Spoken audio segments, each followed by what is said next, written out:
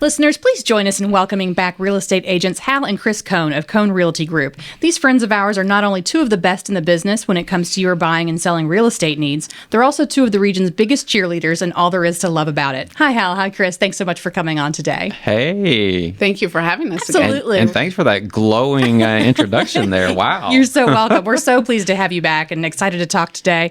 I admit to being very curious about today's conversation because even if I'm not necessarily trying to sell my house right now, I'm always looking for tips on how to make it look beautiful, especially my yard. My husband and I, we walk through the surrounding neighborhoods almost every day, and we can tell we're getting older because we're always admiring people's porches and like all the amenities, and we're always finding inspiration in their gardens. So I'm really excited to talk to you about some of your tips and tricks that not only help a home sell, but just make it look beautiful for the homeowner. Yeah, absolutely. Yeah, that's one of the most important things, in our opinion, is making it feel like a home, right? So, and doing that, it starts from the exterior and works all the way into the interior, right? Yes, first impressions are crucial when you're buying, selling, and just admiring, right? Right, yeah, absolutely. Yes, and so let's start with the exterior, like you mentioned. So talking about curb appeal, how important is that when you're talking to someone who's ready to sell their home? The most important? I wouldn't say it's the most important. We had this conversation a little bit earlier. It's probably the second most important, right? So, for those of you who are out there shopping for homes or have in the past, people are always interested about like, hey, what's going on in the market, right? So when you're scrolling and you're looking for those houses, where are you looking first? Normally online, right? Yep. So very first impression that you're going to make is going to be online. So 96% of people are actually looking at homes online before they come to purchase it. So with that, that's your first point of entry as far as like making sure you're standing out. But then the second piece is like, where's your next first impression? Second first impression will be right when you pull up to the house. So that's the most important part after the photos, to be honest with you, in our opinion. And we've seen some pretty horrible photos, and that translates as well to curb appeal. Sure. When someone pulls up and they see that it's just unmanaged, unruly, then that gives them the negative impression of the interior of the house. If they can't take care of the outside, what's the inside going to look like? Right. And then, I think that there's a lot of things that you can do pretty easily, like pressure washing makes a big difference. Just trimming and shaping those hedges and the shrubs, that can make a big impression too. We've always heard flowers, of course, give it a little bit of pop. So that's nice. Putting some mulch down. But we have a good example of bad curb appeal. We helped a client buy a house in Salem, and they were able to get it at a huge reduction, big discounted price, because it looked awful from the outside. I mean, really, really scary.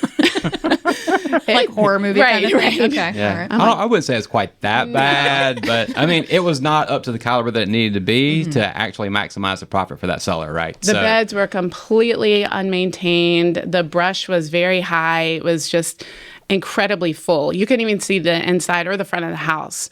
And for that reason, you couldn't even see the for sale by owner sign, really. And then once she got in there, our client just chopped down about 90% of everything. Wow. It made a huge difference. All the neighbors were even saying, "Thank you so much. Your house looks great." So big difference. Because I think it's important to know, and I mean, obviously, listeners, you know this too, but you mentioned it. You're seeing the outside and thinking that also reflects the interior. However, I know that when I was shopping around, you're picturing yourself in this space, and if that look doesn't align with what I want, then it's very difficult for you guys to sort of make that connection and make them understand that it's just you can fix that. Correct. Yeah, because I mean, honestly, even though you want to be rational whenever you're making a purchasing decision, it's really emotional. So it's that emotional connection. Absolutely. So as soon as you drive up, it's an emotional connection. And a lot of times we'll tell our clients that, you'll know within the first 10 to 15 seconds when you walk in the house, if that's going to be the house for you or not. It's like, because they'll walk in and they'll be like, no. And then the next thing you know, they get to the next house and it's like, you can just see their eyes light up, right? And it goes from the time that they drive up till they step foot in the front door. And then, you've got a client that's going to jump at it then. And that's an emotional connection to it. Right. And it's all in really the first impression. Yes. Right. Second impression, I guess. Yes. The second first impression. That's going to be our new thing, right? It's like we got first impressions online, second first impressions when people actually physically see it in person, when they're going to touch it, feel it, smell it, and all that stuff. Right. Because it is important, because the picture can look beautiful. And maybe the house is beautiful too, but there's some distinct, oh my gosh, there's there's a little bit of difference there. Well, you didn't show that in the photo. I'm like, come on. Yeah. Exactly. So when you're working with sellers in particular, we talked about buyers, but when you're working with sellers, how do you help them come up with a plan to make their home look great before the buyers come to look at it? Yeah, that's a great question. We try to really set our listings apart, and we do that by just being experts in our field and surrounding ourselves with experts. We do that by hiring interior designers to go into every single listing and come up with a plan. And with that plan, it's really to help it become market ready and as close to HGTV as possible, because we're all spoiled in that way. But really having to work with sellers, because not everybody has the resources, the time, the ability to do massive projects and renovations. And that's not the goal. Some people just need to get out quickly. And so we minimize that plan. A lot of cleaning and decluttering helps a lot. Other people are willing to take on some of those bigger projects. We just had a great example of that. We just had one example where, she was a past client of ours. We helped her sell a property at the lake. And then from there was another house that she had that was close to the lake, over by West Lake. And so in the process, she was like, every seller you talk to, for the most part, we want to maximize what we can make, right? Mm-hmm. So what's the minimum I can put in order to get the maximum return, right? And so in her case, we had her go in and, our interior designers looked at it, and then we actually pulled up carpet that was in bad shape, and then we sanded and refinished the floors, so we had hardwood floors, finished off one of the rooms that had a couple of things that needed to be taken care of, painted the whole thing, ceiling, trim, exterior, wall, this everything. Is a lot of, that's really impressive. You were just talking about you're not knocking down walls, but that's a lot of work too. Yeah, so and she did some of it, like she pressure washed outside, she painted outside, that type of thing. But with the plan, it's like she probably put, I'd say, $8,000 to $10,000 in it. Okay. But by doing that, she made it extra $30,000. So basically, she got another $20,000 in profit from doing that. So that's a good return on your investment, right? Absolutely. That's what it's all about. And she probably got that sale faster than if she hadn't done those things Multiple too. offers, over list price. So that's what you're looking at if you're looking to do that. Even in this market right now, is putting that sweat equity in, which she did part of it, and hired other people to pressure wash the deck and that type of thing, fix some of that. So it was basically people could see themselves living there when they walked in the door and not having to do projects. Basically, right. I can put my boxes down and I can start living my life. Which is how I want to move into a place personally. But, so you've listed some great examples on ways to improve your home. And so we're talking about, without spending a lot of money, are some of these things, do they fall into that category? Or are there other great suggestions that kind of save you money but still make your house look beautiful for buyers? You want to take that piece? I love that. About that. I'm the penny more pincher. stuff. I'm the penny pincher in the family. Give me your best. Come on. Well, you know what? I think what really blows my mind is what a big difference paint makes. Paint can transform a room. If you've seen it, so the first thing that we always go in and look at is paint, lighting, and curtains, flooring, and decluttering. So those are our 5. With painting, obviously, we just talked about that. It can really change and transform a room. And quick note, sorry to interrupt, but do you recommend a lighter paint color than a darker paint color, or is that just really objective? We do have a palette of about 3 colors we recommend. We have like 2 primarily. Cream and white? Eggshell? No, it's a gray. Shocking. I love gray. Perfect. Well, it's grayish, right? Grayish. So we've got grayish in one area, and then we do have a typical gray right now that we use as well. So kind of beige, it kind of depends on the house. Sure. To be honest with you. Yeah, and the lighting. Yep. And then lighting, that could be a simple light fixture switch out. If you have that kind of price point, that's fine. Or it could be something as simple as opening up the blinds. That makes a huge difference. And then curtains. Curtains really can warm up a space, or they can take away. So we had, if you have a bright color, we would love to take that down and not distract. So you don't want my hot pink curtains hanging in the office? No. Well, in the office, it might work, actually.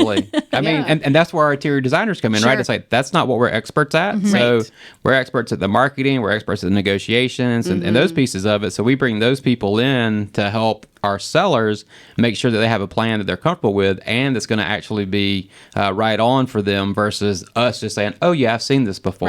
Right. So for the most part, it's always best to utilize our interior designers to help us all create that plan. I love that. And you're creating community by supporting local. So Yes, a win-win, Right. win-win. Anyway. Thanks for And the then reminder. like rugs, rugs can make a big difference. If you can't resand your floors or pull up the carpet or stretch them even, that's a pretty inexpensive thing. Stretching the carpet if it's got And wrinkles.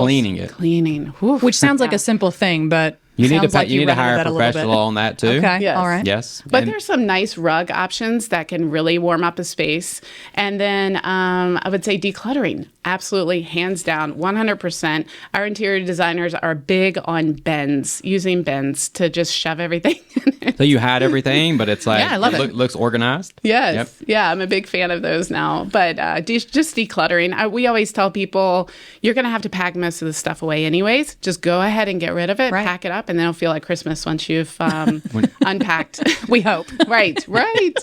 And then in the garden arena, I would say our 5 tips are going to be thinning things out. We just did this at our house and we thinned out our entire garden. And she's wanting more. I do. Of course. Now I have a planting list. Now you have a whole plan in place. Like, yeah. Right. This was just a small part of her plan, don't you know? But when we bought the house, it's like we had a master gardener that owned the house, Mm-hmm. and it just looked beautiful. So that's one of the things that attracted her to the house that we actually have now is the Sure. fact that I love all this, but it's.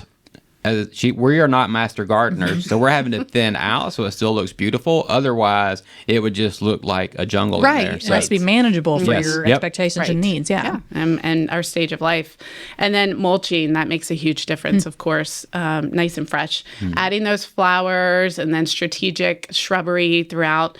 And then lighting, a little landscape lighting, highlighting a flag or an ornamental tree or something would be really nice. Nice, right? Because you're looking at some of the houses in the evening too, so you want to make sure that's a nice curb appeal. You're Exactly. not sitting there in the dark wondering where the house is. Right. and then lining like walkways, right? So making sure the walkways are nice and clean, whether you pressure wash them or make sure they're brushed off, blown off, that type of thing, so people have an easy access to the front door. That's a part of the exterior as well. Yes. Perfect. Okay, so we're back outside. We've done the walkthrough. We're outside, and so we're thinking about spring because obviously we're headed into that season, and it's unseasonably warm outside right now. Right. But we're excited to walk around the neighborhoods, look for your homes, see what's out there. So what do you anticipate the housing market's going to look like this spring? So I get to answer that when we talked about that ahead of time. So whenever we're looking at real estate statistics, let me get that right, statistics there, we're kind of looking more at lag data, right? So we're having to look at the month prior, a couple months prior on that front. And so with that, being in March timeframe, typically we're approaching spring market type of thing where we've got actual increase in buyers for the most part. Right now, with interest rates being the way they are, a lot of buyers are still sitting on the sidelines. However, we've only got about a month and a half supply of inventory, which for consumers, that means that we've got less sellers and more buyers. And with that, it's still a seller's market. So, I feel like depending upon what happens with, the data suggests that whatever happens is going to be based on those interest rates as well as, the number of consumers coming to the market. Sellers are still going to have multiple offers in some situations. We have seen like a year over year in some zip codes of an appreciation. So we're not seeing a big tank in prices. So don't expect to be getting a steal of a deal. Our big recommendation that I just did a video on is if you want a deal, you're going to look for something that's been on the market 15, 30 days, something like that. And your deal may not be a huge discount in price, but it's like, hey, I get the seller to actually pay for my loan to be lower. So instead of a 6% rate, I got a 5% rate because the seller can pay points for you or closing costs or home inspection repairs. Or they might even take a subject to sell, which was unheard of the last 2 years, which means, hey, I've got to sell my property in order to buy the property that I just went under contract on. And so you could get, that's kind of a deal per se as well. So based on the statistics and the numbers I'm looking at, I feel like we're going to be competitive. Not enough inventory, it will increase, but then the buyers are going to increase too. We've had a lot of buyer consults going on right now.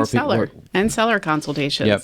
It's really picked up within the last few weeks. Yeah. So people are starting to get that itch. And normally we see March to like August, September is, kind of crunch time when it comes to buying and selling properties.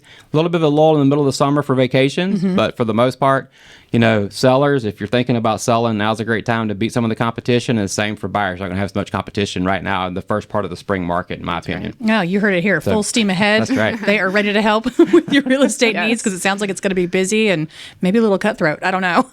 Sort of like busting in through the Black Friday sales. It's time to get the favorite house that you know you need. All right. Well, and that's what we keep telling people too. Is like, it's like in my opinion, if I was buying a house right now, the uncertainty would be killing me as far as like the interest rates, right? So if you find a house you like, it's actually affordable for your budget, then go ahead and take a chance on it if that's something that you really, really like. And that gives you the opportunity to get in with less competition and to get what you want. And then long term, figure out financially, as long as it meets your budget, I mean, it makes sense. Don't worry about the interest rate. Just worry about what that actual payment is if it gets you what you want. Man, that's a really, really good tips because that's comforting to hear, right? Like you're always worried about the anticipation, the unexpected, what you just said there. I think that's so important.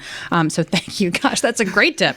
Thank you both so much for being our guests on From Print to Podcast. Another great episode segment with you guys and for sharing so many great tips on prepping your home and garden for the spring. And of course, for all the great content you're providing on social media, all the good things there are to do here in the Valley. Thank you again so much for being here today. You're welcome. Thank you. And happy spring, I guess. Happy spring. See you next time. Thank you. Be sure to follow Hal and Kris Cone on their social media pages, including YouTube and Instagram at Cone Realty Group, and learn more about their business and see homes listings at conerealtygroup.com.